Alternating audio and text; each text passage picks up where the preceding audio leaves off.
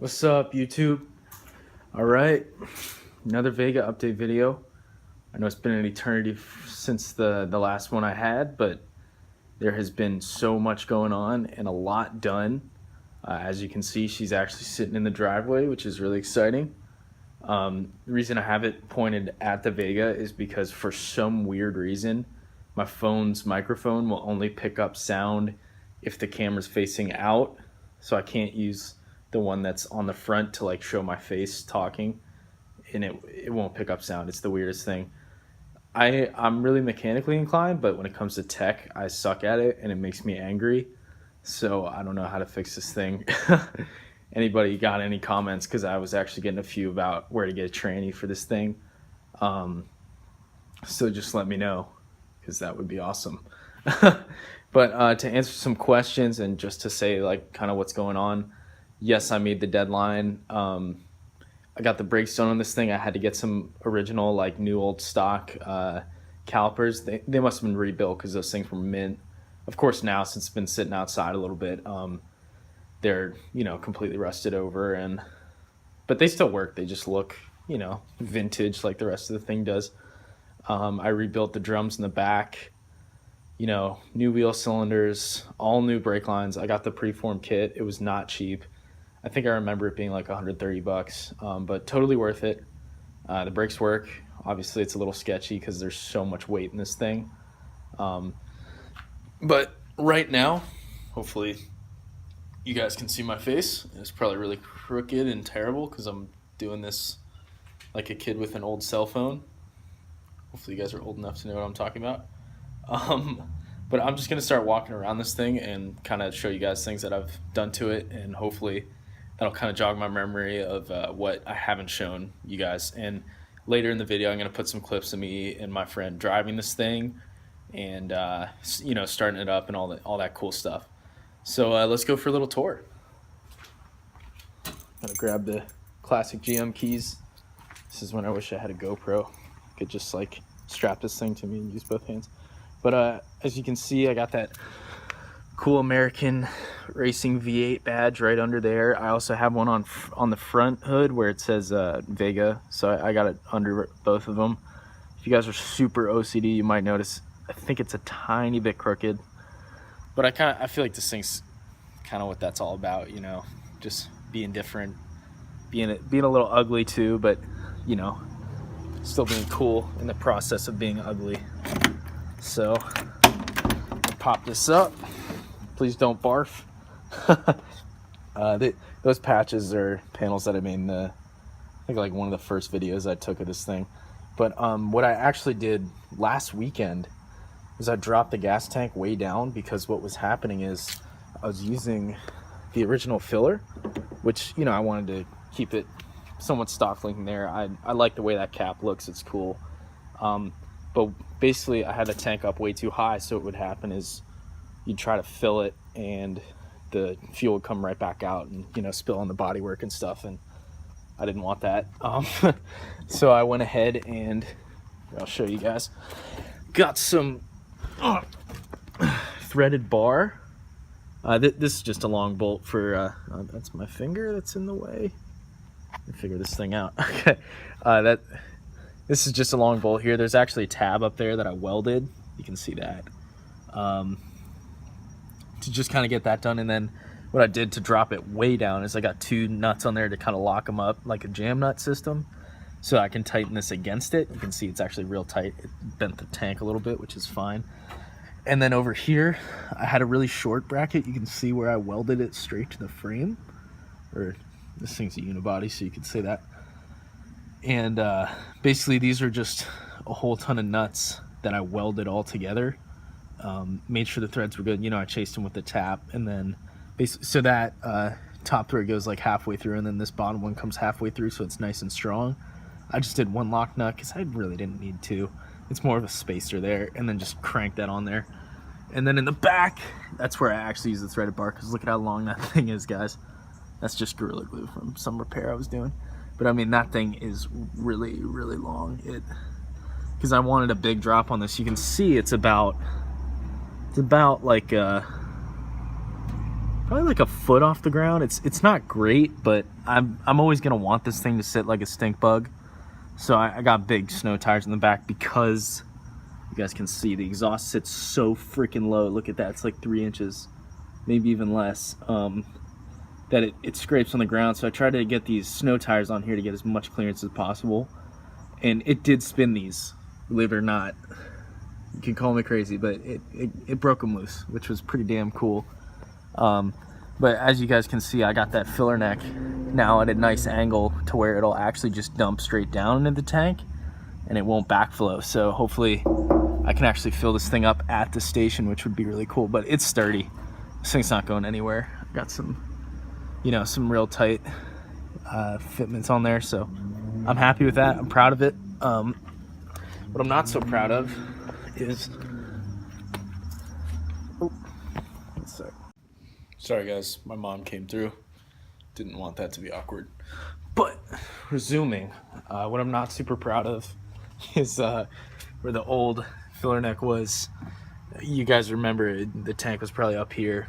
It was about there, and the hose actually came straight through the body. This was like pristine, this sweet green body panel, and of course I ruined it by drilling it with the hole saw. So what I did is made a metal cap thing and then glued an emoji to it, like oops, you know, and I had to Gorilla Glue it. So I'm actually gonna scrape all this whites, like the residue off, hopefully. I actually had to patch the inside too, because obviously I had to go through the body as well to get the filler neck out to the cap. So what I did there was actually just JB welded it to the body, because there's no way I could get the welder or grinder in there to clean up the metal and, you know, burn it on. But you know, that stuff's amazing. It holds up. So that's on there. I know you guys probably saw this. It was leaking a tiny bit. I actually welded this on there, but it must have been from like right here. It was leaking a tiny bit. I'd see some gas come through. So I looked up online. JB Weld actually stands up great to gas once it hardens up. So I just kind of globbed it on there, and that should hopefully make this thing airtight to where it's, you know, it's not gonna have any fumes. But my ultimate plan for this is, you can see actually that these lines right here are on the same level, except for right there, because there used to be a sheet that would sit over this thing. So what I'm gonna do is weld some angle here all the way to the back, and then make like a door so I can still work on the sending unit, but have it be, you know, close to airtight in here, so you don't get too much road noise or fumes, just in case. I'm pretty sure this thing is breathing nicely, and it shouldn't from here, from this return line, and not from the filler. So you shouldn't get too many fumes, but you know, it's good to be safe, and it'd be good to have like a metal surface back here in case I want to stuff things in here, you know, taking your friends out or something. But that's the tank now. That's new. I'm pretty proud of that for now, because it should dump right in there, and that's a Jeep gas tank, which is kind of cool. It's out of a CJ5. So now I'll show you guys what's going on up front. I'm not sure what was going on the last time, because a stupid dog barking. Shut up! Hopefully that'll do it. But as you can see, I got that crazy shifter on there. I just feel like, you know, it suits the Vega. It's just cool. Oh my gosh, shut up. I'm not that mean to my dog, guys. It's just, you know, it's a love-hate relationship. Meaning that sometimes I love her, sometimes I hate her. You get it. There's the culprit of all that barking. You gotta be quiet, girl. Come on. She looks innocent now. Don't believe it. But you can see the dome light comes on, and one thing that I love about this car is the headliner is just, it's unbelievable. I mean, it is perfect, which is so cool. Because, you know, older cars, you see rats have like torn it out. So you can see I actually got the dash back on this thing, but don't get too excited. Basically, just the temp. Speedometer was working, but then it kind of died on me. I'm gonna close this so you don't get that glare and the dog noise. But the clock works. You can actually see it ticking away right now, and the amps, I'm pretty sure, pick up what they're, oh, steering wheel's in the way. I'm pretty sure the amps pick up what they're supposed to. I actually threw a mechanical oil gauge in this thing and it works. So I got oil pressure. It's funny though, I tried to like weld a T-fitting on. I like made my own fitting so I could have both the light, which comes on under here. If you don't have oil pressure, it'll just light up and say oil. And then I was hoping to have that gauge as well. But it must have like blown a seal when it got too hot, because oil was everywhere, and that's bad. So I went ahead and just bypassed that and threaded the tap for that one straight in. It's got a nylon line, so that's a little like, because I've heard they pop. But it's holding up so far. It's been good. And I love the way that this dash looks. I'm just hoping to get everything working. As you can see, the tack is way off. Or can you see it? It's weird. I wired it up, and it would start to seem like it would come to life when you were cranking this thing over, and then it would just, it'd stop once it fired up. So obviously that's not what you want. So I have to figure that out. I think with older cars, there's some electrical gremlins hanging out in this thing, because it's just, it's hard to chase down, and it's tough to really get it right. So you never know. Maybe one day I'll get somebody who's really good with this kind of stuff over here, and they can wire them up for me, because that's the next huge thing that happened that I didn't tell you guys about. You can see this is out of a CJ5, this gas gauge. You can see obviously it doesn't work, and it says fuel. But it should work once I wire it up. It's just I had tried to wire it like an idiot without looking at the wires really. I was just like, oh, I'll just, try this wire here, that one there, that one there. Because with the gas gauge, there are two coming in, and then there's a ground. And I didn't know what was the ground and what the two were supposed to be on this.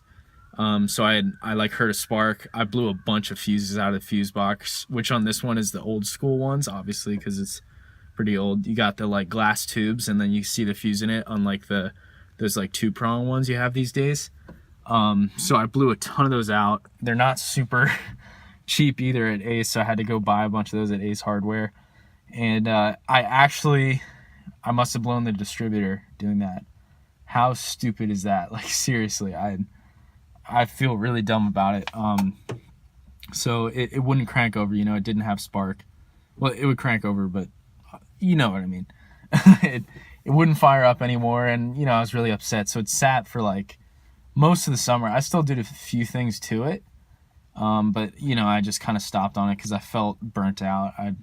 It was a pretty bad summer, so I didn't want to work on it. I wasn't motivated, and that's part of the reason there were so few videos being uploaded. So another sorry for that. Oh, on a different, better note, because that was starting to go downhill really fast. Sorry. I fixed up this horn because that thing was a pain in the butt. Basically, there's this pin that goes in with the spring, and when you push on it, the pin contacts the column, and it creates a full circuit, so you hear the horn. And what would happen is I'd put this thing all back together, thinking I had it just right with the stock pin, and it wouldn't work. Or it would work for 2 minutes, and then something would come out of line, and it wouldn't work again. So I got a nail, actually, and ground down the head, ground it down to the perfect size, and you can see works great. So that's pretty cool. Oh, just as I do that, the train horn, I should have tricked you guys. But yeah, these wires hanging out here, these are from the tack. I just kind of left them. This is a dimmer one because the tack has a light on it, but it took me a long time. What I actually did is bought a brand new tachometer. You can actually, if you guys were super huge Vega fans, you could see the Vega actually had a white needle on the speedometer. That's a brand new orange one. So behind the old face is actually a brand new tachometer, but for some reason it wasn't working. Maybe I did the wiring wrong because I destroyed my car doing the wiring wrong on the fuel, so that could have been it. But yeah, barring these, and just kind of taking a look at this thing, I love the way it looks with this dash on here. It's just beyond cool. I like having that oil gauge kind of sticking out at you because it's, it makes you realize, oh, this thing is in stock, something's going on here. So that's cool. We got that going. It's weird though. You'll park it and the wheel will be straight and your tires will be straight, but then when you start driving it likes to kind of come this way, and then you'll be driving. So Maybe I can rip this off sometime and put it back on so it's straight when you're driving straight. Because, you know, if you're OCD, that would probably drive you insane. I'm not super OCD, obviously, but, you know, it's something that I think could eventually bug me. So I'll probably take a look at that. But speaking of oil and such, I don't know if you guys remember, I did the bunsest job ever. That's something I like to say, buns, because, like, if you say something's ass, it sucks. So I say buns because I'm PG. I did the bunsest job ever of welding the sump, and it was so terrible. I tried to JB weld over it, and it was just the ugliest thing you'll ever see. So over the summer, one of the things I got done while it wasn't running is I put a new sump on it, so I'll show you guys that right now. Here we go.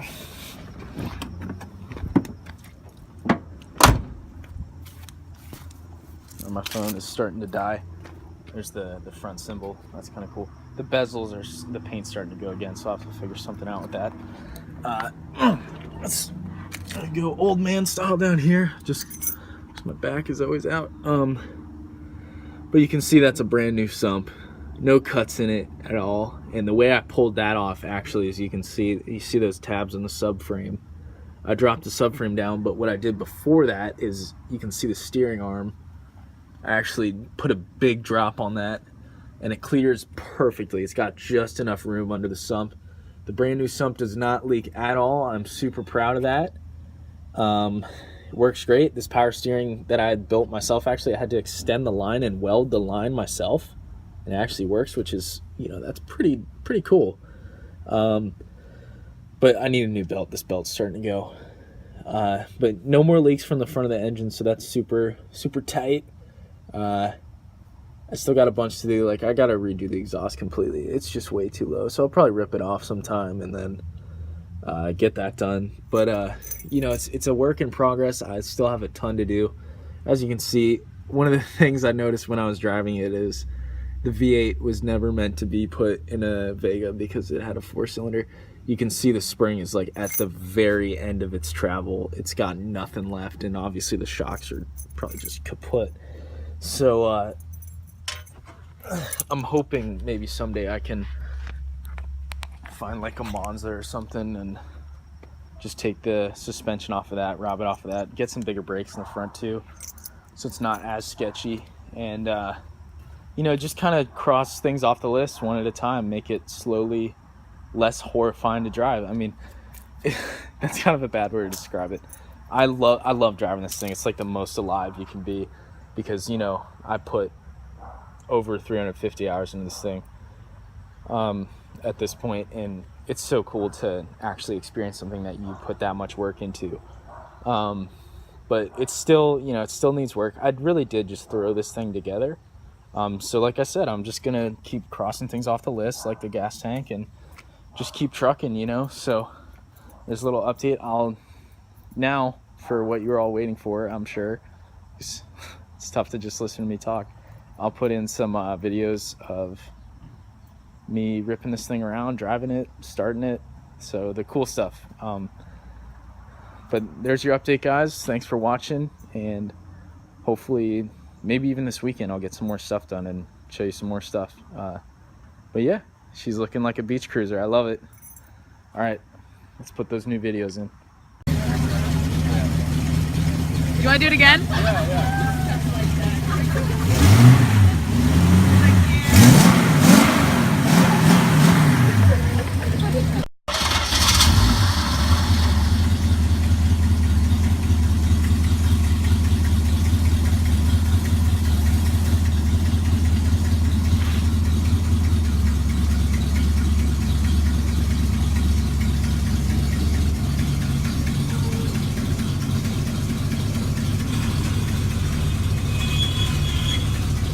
Yeah.